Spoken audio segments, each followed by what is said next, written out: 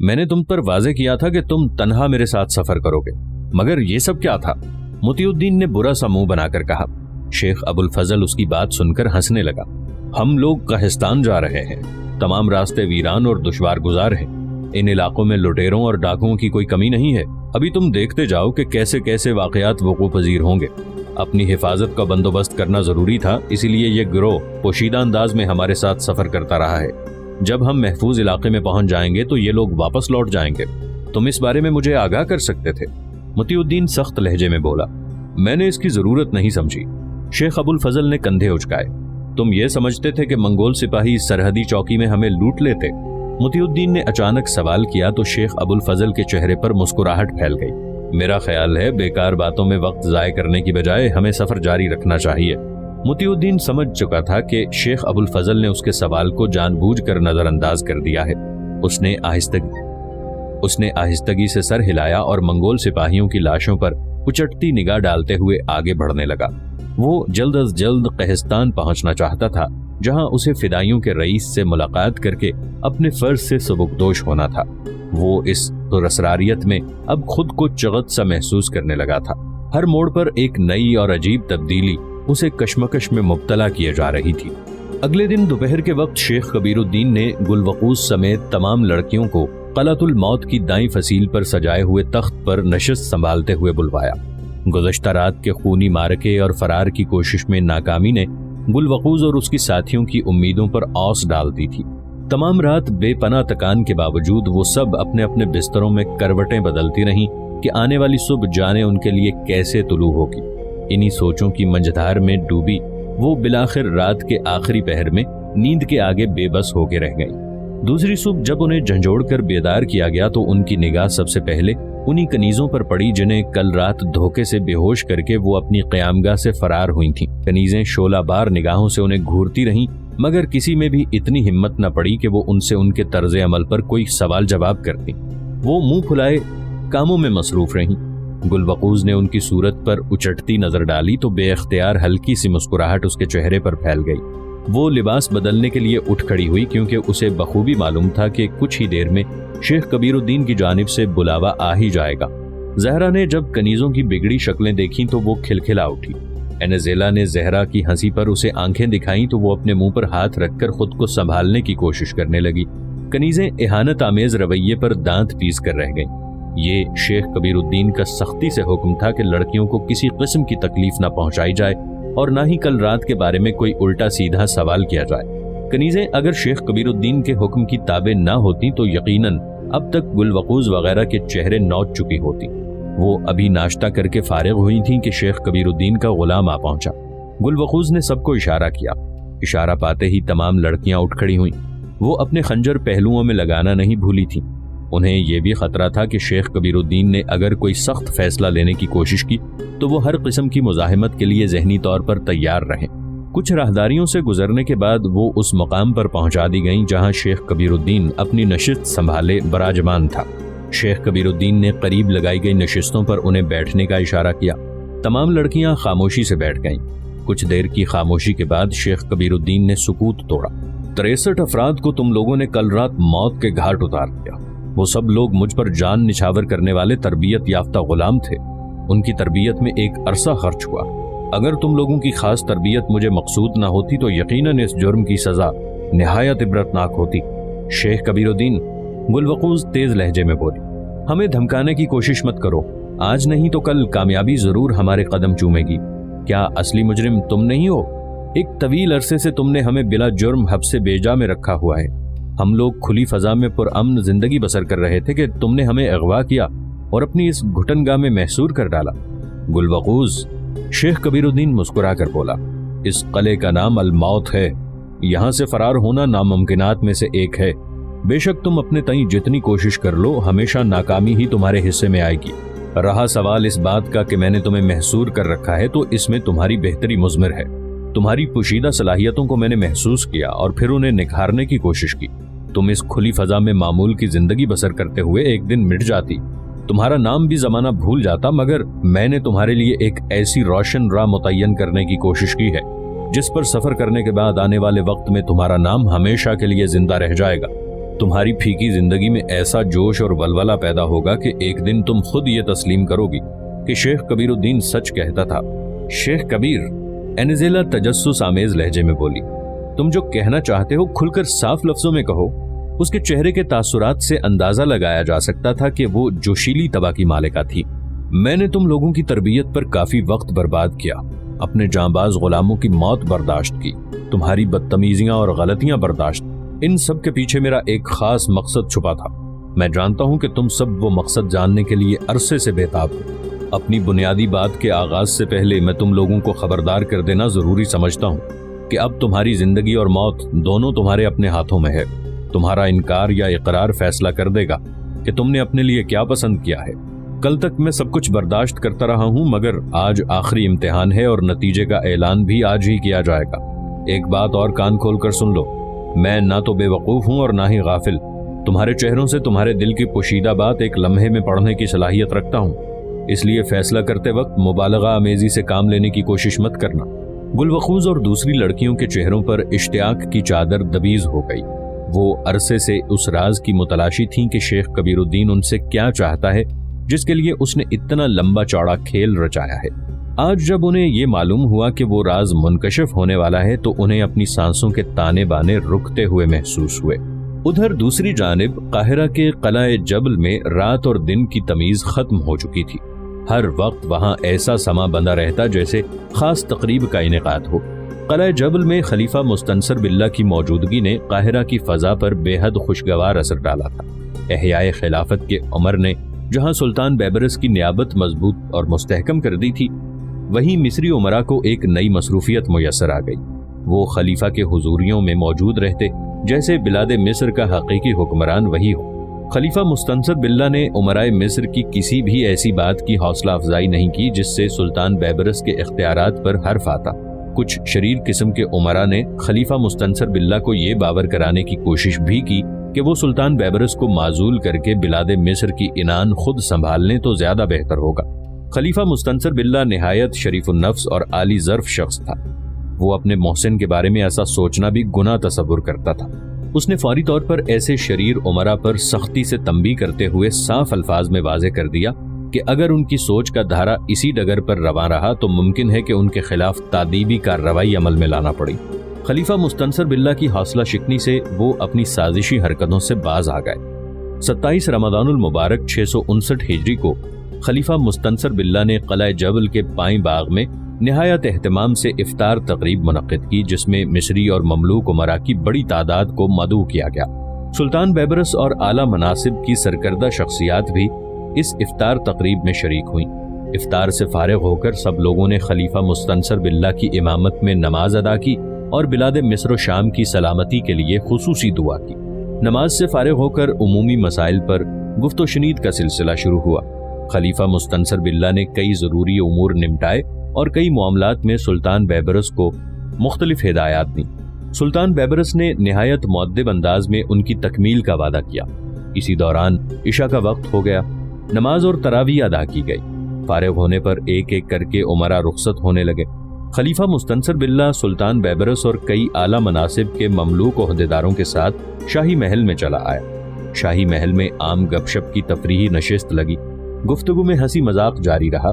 اچانک گفتگو کے سلسلے میں ایک دم سنجیدہ موڑ آ گیا جب وزیر سلطنت زین الملہ بہاؤالدین ابن زہیر نے سلطان بیبرس کے لقب الملک القاہر پر کڑے انداز میں تبصرہ کیا۔ سلطان بیبرس بہاؤالدین ابن زہیر کی بے حد عزت کرتا تھا، مگر اپنے اختیار کردہ لقب پر تنقید کو برداشت نہیں کر پایا۔ خلیفہ مستنصر باللہ ابن زہیر کی بے باکی سے خوب واقف تھا، لہٰذا اس نے مداخلت کرتے ہوئے پوچھا، زین الملت ابن زہیر، الملک القاہر میں ایسی کیا کمی ہے کہ تمہیں یہ بالکل نہیں بھایا؟ امیر المؤمنین ابن زہیر بولا، الملک القاہر میں کوئی کمی یا خامی نہیں ہے۔ قاہر تو اللہ کے خاص صفاتی ناموں میں سے ایک ہے۔ قاہر بطور نام یا لقب کسی انسان کے لیے بالکل موزوں نہیں ہے۔ اللہ تعالیٰ ہی صرف قاہر ہے، کیونکہ وہ ابد سے موجود ہے، جبکہ انسان تو فانی ہے جسے کچھ عرصے بعد اس دنیا کو چھوڑ جانا ہے۔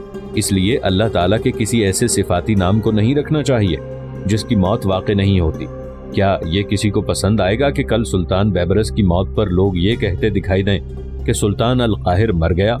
زین الملت ابن زہیر، खलीफा मुस्तनसर बिल्ला नरमी से बोला, इस ज़िम्न में तुम्हारी सोच का धारा बेहद महदूद है।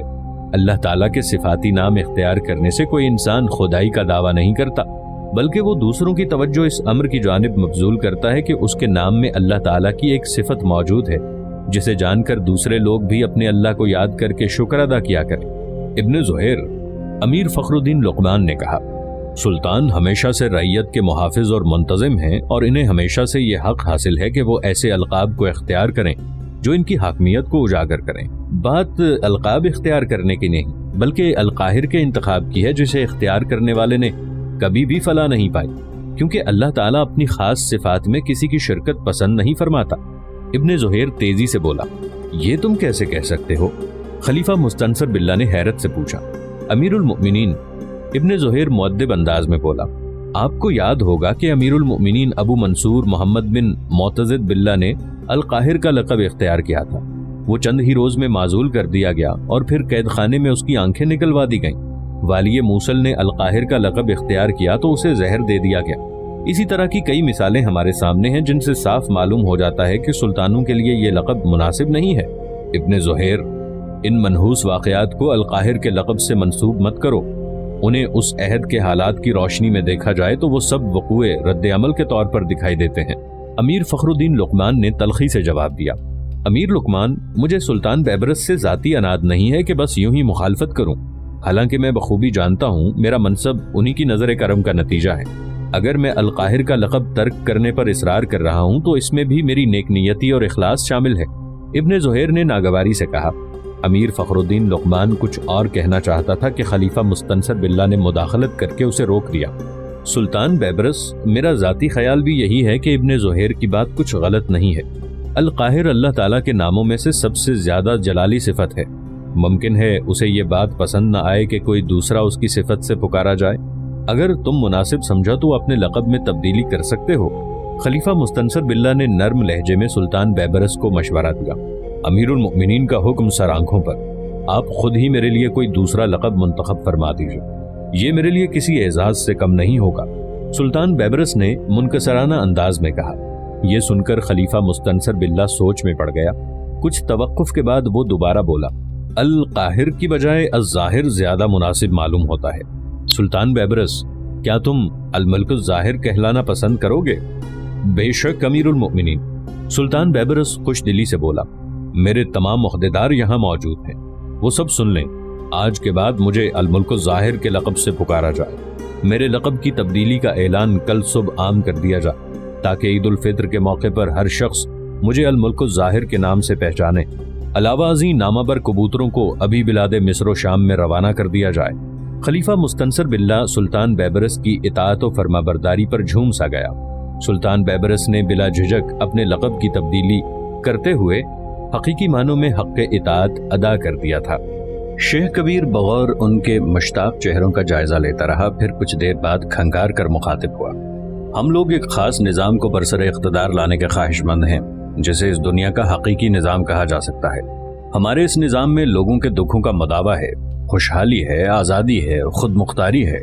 हमारे रईस हसन बिन सबा ने इस निज़ाम को मुतारिफ कराया और इसके तहत बेशुमार इलाके में ऐसी फ़ज़ा कायम कर डाली जिससे लोगों को सुख का सांस लेना नसीब हुआ।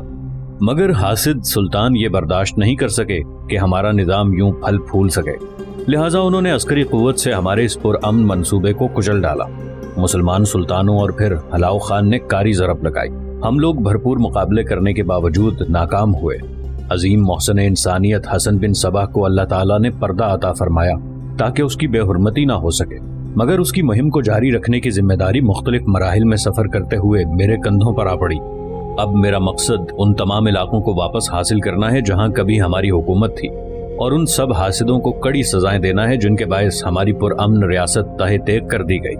हमारे लोगों का कत्लेआम किया गया, हमें पहाड़ों पर महसूर कर दिया गया। उस अजीम मकसद की तकमील में मुझे तुम जैसे बेशुमार लोगों की मुआवनत दरकार है।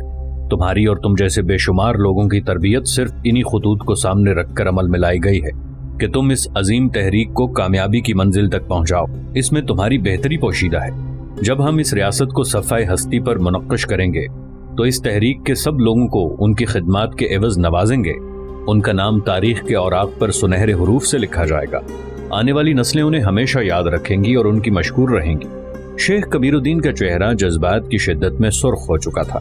लड़कियां अजीब निगाहों से उसकी जानिब देखती रहीं। शेख कबीर, जहरा हैरत भरे लहजे में बोली, तुम्हारी इस मुहिम में भला हम जैसी कमजोर लड़कियों का काम? अगर तुम समझते हो कि तुम हमें अपनी अस्करी ताकत बना सकते हो तो तुम्हारा ख्याल नाकिस है। जहरा, शेख कबीरुद्दीन उसकी बात पर हंस पड़ा, तुम्हारी सोच का दायरा महदूद है। तुम सब यकीनन मेरी अस्करी कुव्वत हो और ये बाहमी समझौते का सौदा है। तुम लोगों को एक ऐसी जिम्मेदारी निभाना है जिसका न सिर्फ मुकम्मल मुआवजा अदा किया जाएगा बल्कि कामयाबी नसीब होने के बाद तुम्हारे तसव्वुर से भी कहीं ज्यादा नवाजा जाएगा। मैं अपने मोहसिनों को कभी फरामोश नहीं किया करता। तुमने अभी तक ये वाजे नहीं किया कि हमें करना क्या होगा? गुलवकूज ने मुख्तसरन पूछा। मेरे मुखालिफिन का खातिमा, शेख कबीरुद्दीन पुरस्रार अंदाज में बोला। तमाम लड़कियां चौंक कर उसकी जानिब देखने लगीं।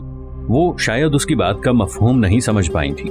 शेख कबीरुद्दीन ने एक एक करके सबके चेहरों पर गहरी नजर डाली और फिर मुस्कुराकर अपनी बात आगे बढ़ाई। तुम और तुम जैसी दूसरी कई लड़कियां इस किले के मुख्तलिफ हिस्सों में तरबियत हासिल कर रही हैं। कुछ लड़कियां अपनी तरबियत मुकम्मल होने के बाद मेरे साथ समझौता करके अपनी अपनी मुहिम्मात पर रवाना हो चुकी हैं और कुछ इनकार करके मौत के घाट उतारी जा चुकी हैं, क्योंकि मेरा राज जानने के बाद उन्हें जिंदा रहने का हक नहीं था। ये भी तो हो सकता है कि हम यहाँ तुम्हारे साथ समझौता कर लें और बाहर निकलकर मुनकिर हो जाएं। गुलवकूज ने जहरीली मुस्कुराहट से कहा तो शेख कबीरुद्दीन का कहकहा निकल पड़ा। तुम किसी भी मुहिम में तन्हा नहीं हो। मेरे खास लोग हर वक्त तुम्हारी निगरानी और हिफाजत करेंगे। अगर तुमसे कोई ऐसी वैसी हरकत की मुर्तकिब हुई तो उसे याद रखना चाहिए कि किसी भी मोड़ पर एक छोटा सा मगर जहर आलूद खंजर उसके जिस्म में उतर जाएगा। मगर हम तुम्हारे मुखालिफिन को हलाक कैसे कर सकती हैं? एनजीला ने गोमगोई के आलम में पूछा। तुम्हें खंजर जनी की तरबियत तो दी जा चुकी है, अब कुछ दूसरी तरबियत बाकी है जो चंद दिनों में तुम्हें दी जाएगी। इसके बाद तुमको अलग अलग मुख्तलिफ मुहिम्मात पर रवाना किया जाएगा। तुम्हारे साथ मेरे खास गुलाम जाएंगे जो तुम्हें इन शहरों में हमारे खास लोगों तक पहुंचाएंगे। इसके बाद वो खास लोग तुम्हें किसी भी अंदाज में उस सरकर्दा शख्सियत तक पहुंचा देंगे। कोशिश की जाएगी कि तुम्हें ऐसे औकात में वहां पहुंचाया जाए जब उसके गिर्द हिफाजत का दायरा महदूद हो। ऐसे में तुम्हारा काम है कि तुम अपने खंजर उसके जिस्म में उतार कर वहां से निकल आओ। मुमकिन है वहां मुहाफिजों से भी उलझना पड़े। तुम में ये भी खूबी मौजूद है कि मुहाफिजों से निमटा जा सके। अगर हम तुम्हारा साथ देने पर आमादा ना हो तो? गुलवकूज ने उसकी आंखों में घूरते हुए पूछा। मेरा ख्याल है तुम काफी समझदार हो। मुझे यकीन है कि तुम में से कोई ऐसी गलती करने की कोशिश नहीं करेगा। मैं तुम्हें एक आजाद जिंदगी बख्श रहा हूँ जिसमें से चंद दिन मेरे मकसद पर खर्च होंगे और इसका मुआवजा भी अदा किया जाएगा। इसके अलावा तुम्हें मैंने ऐसा मंसूबा दिया है, अनजान मुआशरे में भी तुम अपनी हिफाजत का सामान कर सकती हो। मेरी बारीक बीन निगाहों ने बहुत पहले ये जांच लिया था कि तुम एहसान फरामोश नहीं हो सकती। तुम अपने मफाद के लिए हमें कातिला बनने पर मजबूर कर रहे हो। जहरा नागवारी से बोली। इस अम्र की अदायगी भी साथ मशरूत है, दूसरी सूरत में अंजाम भी खुला है। इस बात की क्या जमानत है कि तुम अपना मुफाद निकल जाने के बाद हमें हलाक करने की कोशिश नहीं करोगे और अपने चुंगल से आजाद कर दोगे? एनजीला ने पूछा। मैं वादा शिकन नहीं हूँ और जब मेरी रियासत वजूद में आ जाएगी तो तुम खुद उसमें रहने की ख्वाहिश करोगी, क्योंकि जो मुआशरा मैं तश्कील देना चाहता हूँ वो इंसानी फितरत के ऐन मुताबिक है। शेख कबीरुद्दीन ने जवाब दिया। सब लड़कियां खामोश हो गईं। शेख कबीरुद्दीन सपाट निगाहों से उनके चेहरों के उतार चढ़ाव देखता रहा। कुछ देर तक गहरा सुकूत तारी रहा। मुझे तुम्हारा फैसला मंजूर है, गुलवकूज ने गौर फिक्र करने के बाद जवाब दिया। दूसरी लड़कियों ने भी फौरन उस पर साद किया। शेख कबीरुद्दीन का चेहरा खिल उठा। उसने सबके फैसले की तारीफ करते हुए उन्हें जिंदगी की हर आसाइश की दस्तयाबी का वादा किया। फिर उसने आगाह किया कि दूसरी तरबियत इस किले में नहीं दी जाएगी बल्कि ये तरबियत मुख्तलिफ शहरों में होगी। कल सुबह उन्हें अलग अलग अपनी अपनी मंजिल की जानिब रवाना कर दिया जाएगा, जहां उन्हें अपनी वफादारी और वादे का अमली नमूना पेश करना होगा। लड़कियां इस बात पर बुझ सी गईं। उन्हें आजादी से ज्यादा बिछड़ने का धचका लगा था। वो आजुर्दा सी दिखाई दी। चंद माह की रफाकत ने उनके दरमियान कल्बी ताल्लुक सा कायम कर दिया था, जिसे एक ही झटके में इम्तिहान की नजर कर दिया गया। ये फैसला भी शेख कबीरुद्दीन की शातिराना ज़हनियत का अक्कास था, क्योंकि वो बखूबी जानता था कि उनकी बेपनाह कुव्वत की हकीकी कमजोरी क्या है और उन्हें एक दूसरे से अलग अलग रखने में ही उसके अजीम मुफाद की कामयाबी का इन्हिसार है।